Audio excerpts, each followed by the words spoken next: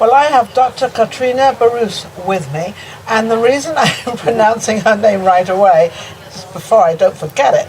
Katrina, this little woman looks amazing, doesn't she? Oh, my goodness. Thank you. You're very kind. And welcome back to Vegas Live with Ninon, and welcome back to the Pepper Mill, Las Vegas. And, of course, the Red Surfer and the whole bit, and here we go. How are you today? Wonderful. It's wonderful to be on your wonderful show. She's got part of my show hair, because she's got red hair, but one of my greatest colours is putting red and pink together. Yeah, and that's a very difficult thing to put together. I dared. You did dare? What? Yes. She's obviously a daring woman. But when you hear her story, which I don't even know her story, because we just met, That's right. We just met, and I'm looking at this book. Why did you call it this? Managing Brilliant Jerks. Why I called it Managing Brilliant Jerks? Because they are brilliant. But they're jerks. Or they're Sorry for the laughter. But that's okay. They're experts in their field, or they're very good, or they get fabulous results for their company. But at the same time, they're interpersonally blind.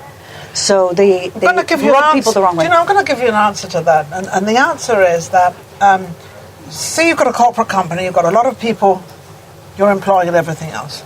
So you've got the head of the company, the CEO, which is what you talk about, who is the jerk. Right. And you're probably brilliant in using it in this way because the CEO does not know everything. So what does he do?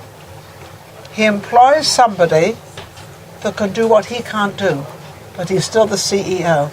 And that's what CEOs do. They employ people that can do what he can't do because he can't do it all, and he doesn't have the brain to do it all because he's a jerk. Well, yes, you're absolutely right. He can't do it, but any leader can't do everything. That's why he needs a team. That's why. So he's not the jerk. Yeah. He's smart because he actually gets all the people off the work he doesn't know. And most people don't know that. They just say, oh, he's the CEO and he does everything. Yeah. Well, he doesn't do everything. No. He employs people to do what he can't do. That is his brilliance. That's the brilliance, yes. That's the brilliance, where he delegates others. Yes. The other, where he's interpersonally blind, is not recognizing other people for what they've done. Well, yes. Or he is so brilliant that he expects everybody else to do things as easily as himself. As he thinks he can do it. That's right. Yes. So he has no self-awareness. No. And it's funny because I think being the head of anything is very, very difficult because you're going to get people saying different things about you, good, bad, right or wrong, because you can never do everything right. And I think it's very hard running a company. Now, you are a speaker and you actually go into a company and you actually give a seminar or what let's find out what she does, because I don't know. For one, so let's say somebody from the company calls me and says, look, we have someone that we want to promote. He's brilliant or she's brilliant, but she's causing too much distress in her colleagues. And it's causing turnover, it's causing health issues of her employees or his employees. It's causing, lack of productivity because people aren't paying attention. People are paying attention to the boss's mood and not to what is the most productive for the company. Mm-hmm. So you come in and kind of twist that around and get them to all understand what it is they're doing. Well, so I go in and work with the difficult leader. Okay. That could really be a challenge. Yes, it's a challenge, but I love the challenge. You like the challenge? So, because some of them they're unaware how abrasive they are. So I'm called by the company to work with them, and I have to make sure that they're not just calling me to give them good conscience, and basically they've already decided to fire. Yeah. So I have to that's my first. Then I work with the leader, and I give him irrefutable data that shows where he's brilliant and where he's a jerk. Yeah. And as they're pretty quick, they figure out that could be impediment. Well, I think sometimes, I don't think somebody that is brilliant, sometimes they don't realize what they're saying, because in their mind they know exactly how it is, and they say, you idiot out there, why don't you know what I know? Well, exactly. That's not how it works. Number one, they're not an idiot, because otherwise you wouldn't have employed them, so they wouldn't be there in the first place. So, but I think sometimes, and I think we all do it, because not everybody's brilliant out there, but the majority of people are. But to recognise the mistakes you make, more than the mistakes they're making. Right. And to recognize also, everyone has an area of brilliance. Yes. And they have to be aware of it, so they're much more tolerant to people that don't see or can't do what they can do. And also, like you just said earlier, that they're brilliant and they know enough about themselves that they know how to delegate to people that are better than themselves. Absolutely, 100% better than, but at the same time still remaining boss. That's right. You still got to remain where you are. You still got to be in charge. And just because they're more brilliant than you are at that particular thing doesn't mean to say you have to sort of, lose your company or whatever it's going to do. Now, how did you start in all this? Because you've been probably doing this. You're a speaker and you're... Yes, I've been doing this for about 25 years. 25 years. It doesn't get me younger, huh? Unfortunately, we can't stop the clock.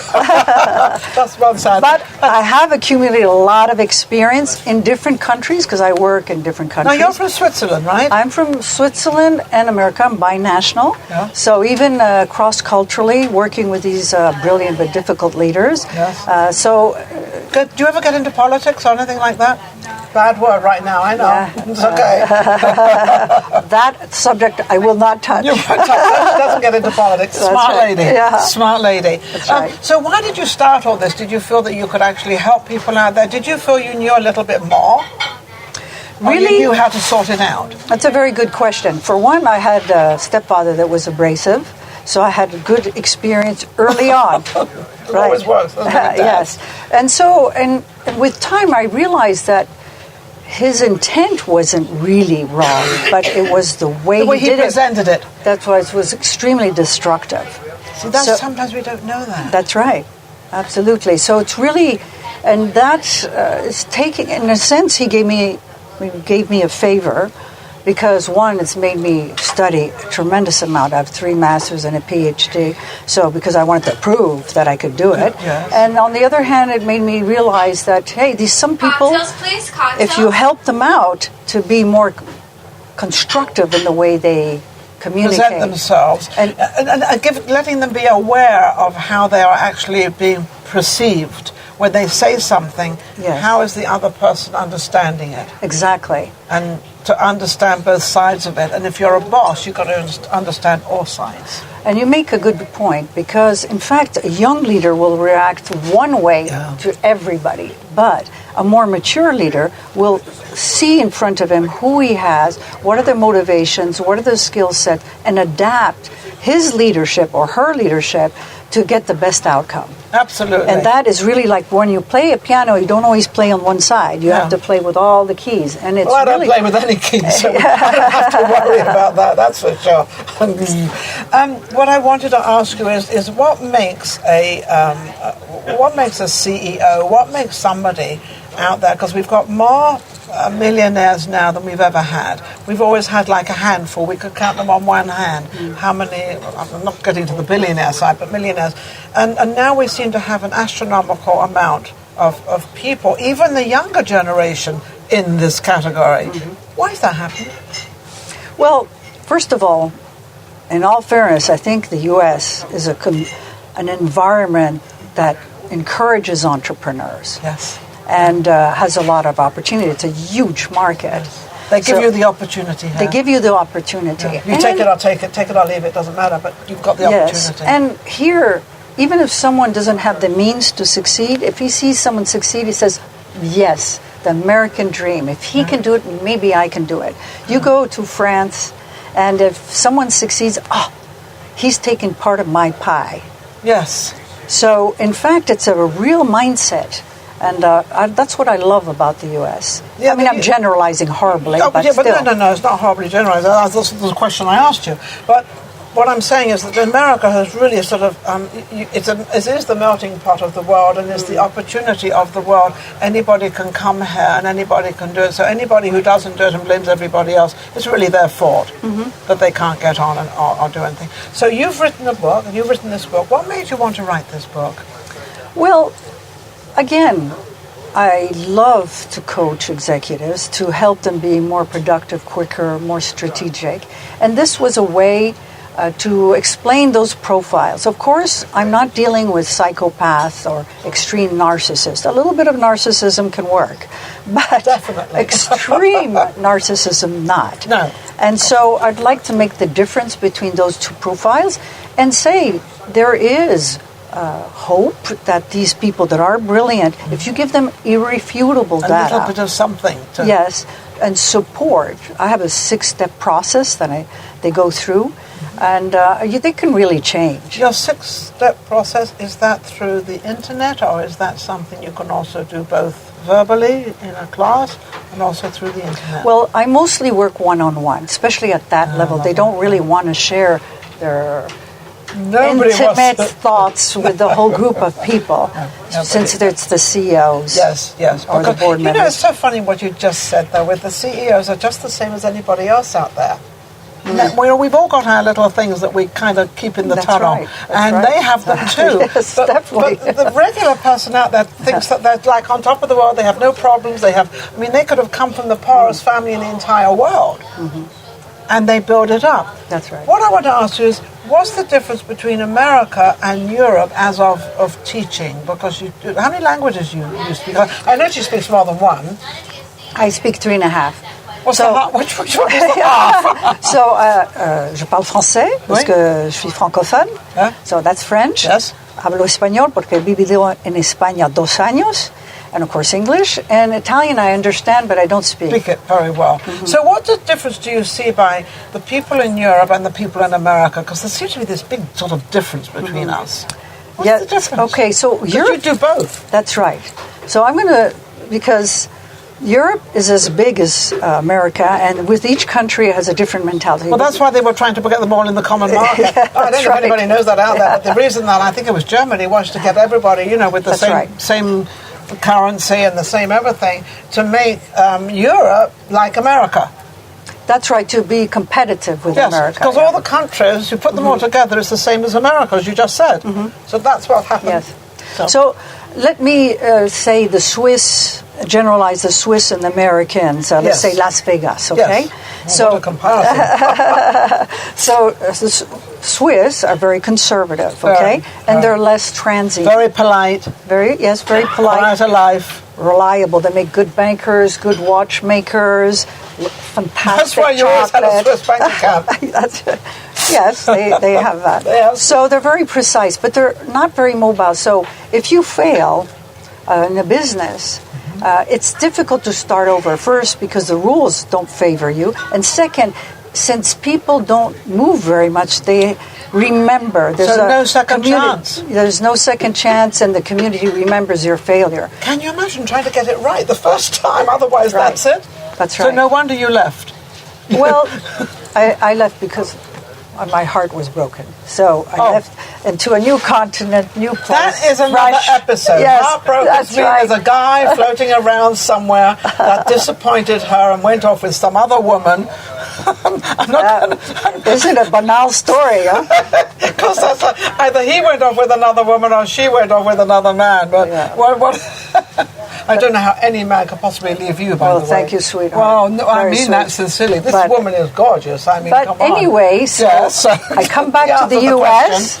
My son goes to UNLV in hotel management. I have had 2 years here now, and wonderful experience. People are very friendly in Las Vegas. And are you getting the work you anticipated to get?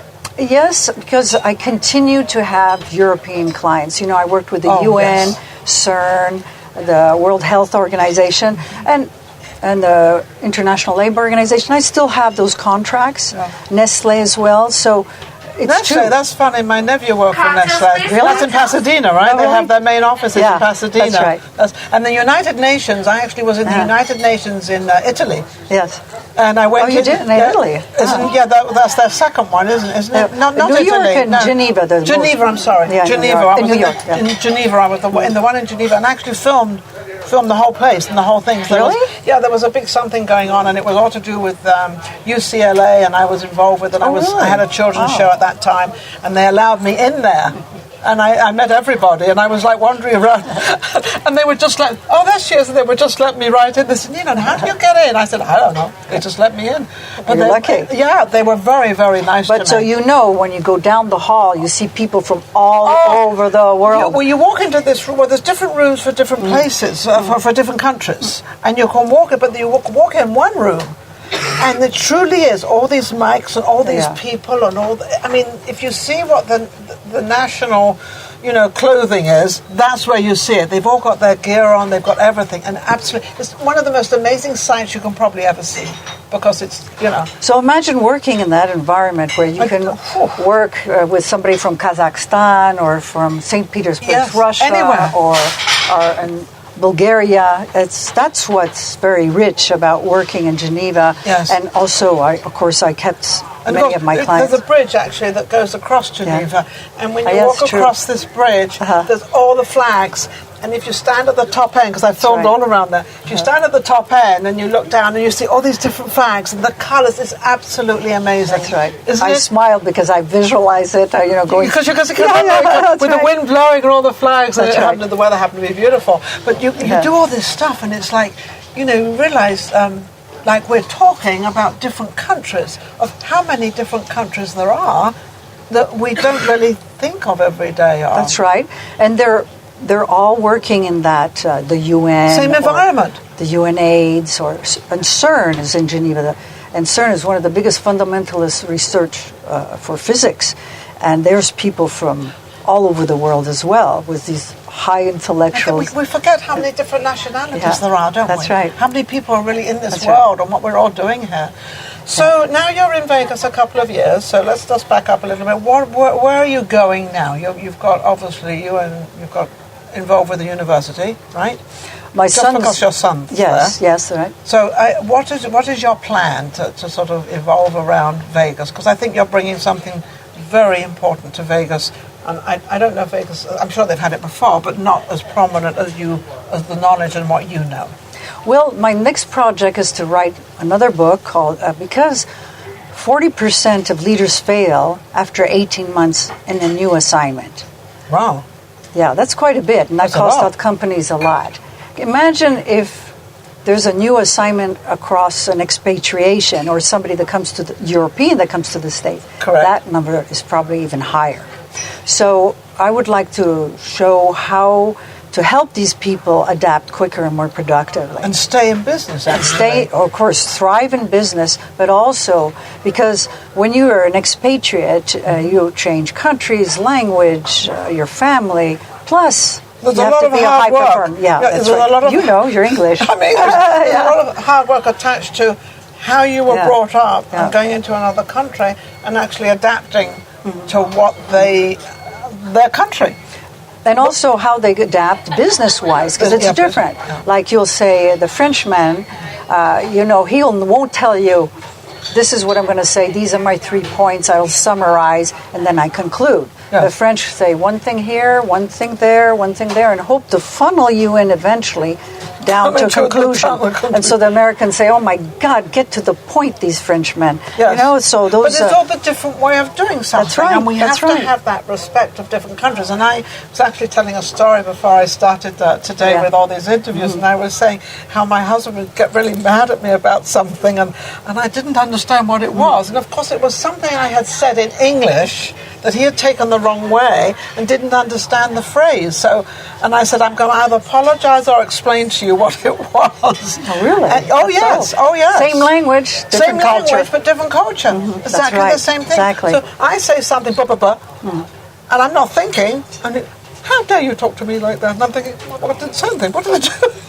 Wow. So I understand exactly what you're saying. So it can be very, very difficult. But don't you find now that we're getting intermingled more and more and more with America? More and more people are coming into America, prosperous and all. Absolutely. And, there's a lot of Mexican coming in. Yes. And they have bicultural experiences, multi-language. And I think that's a richness that you need to leverage in the different companies. And I actually would like to put out there that we all think of...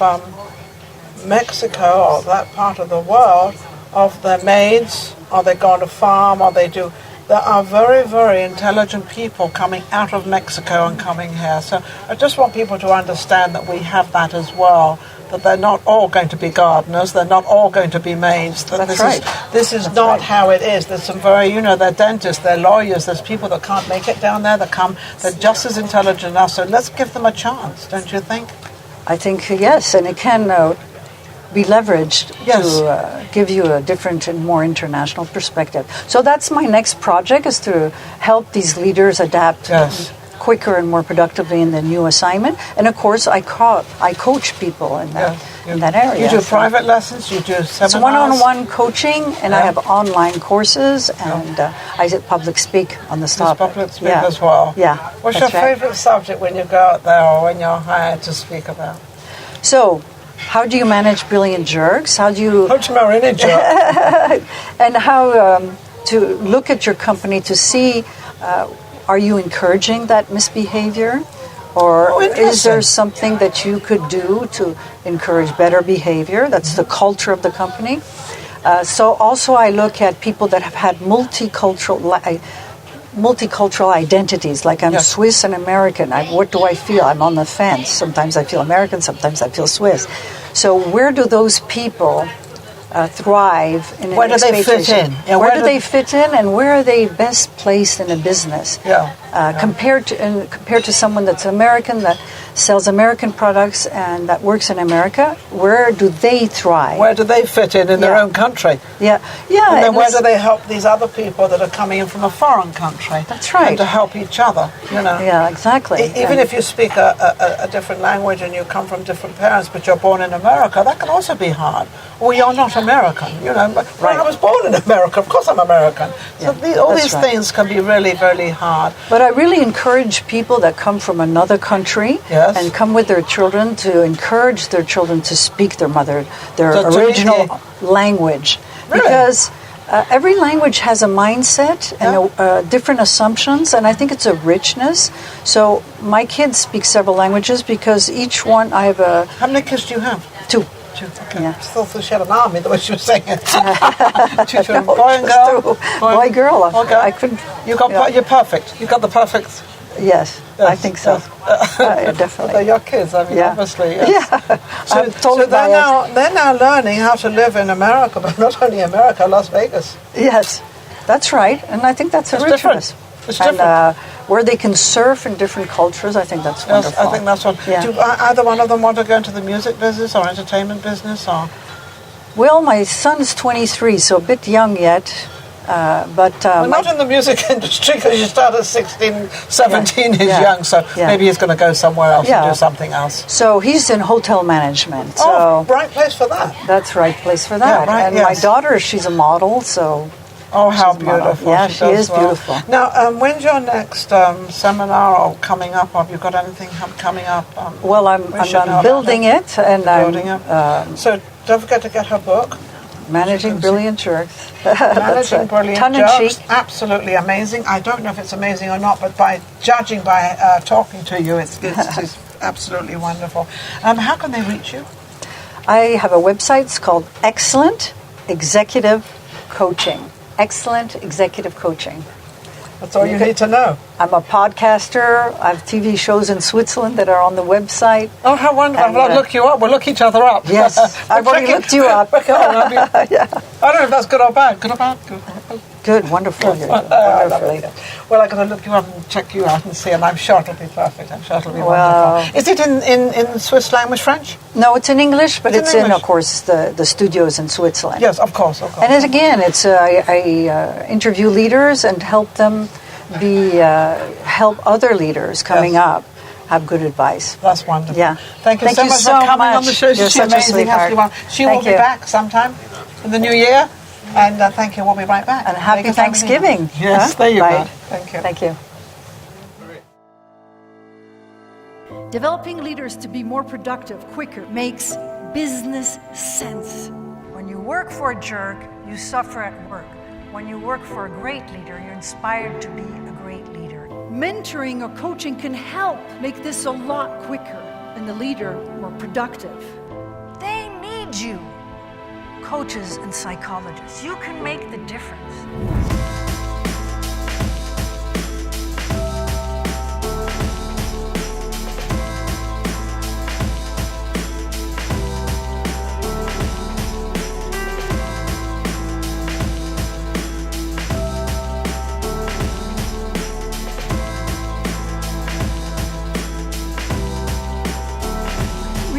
shows that 74% of successful leaders have had at least one intolerable boss.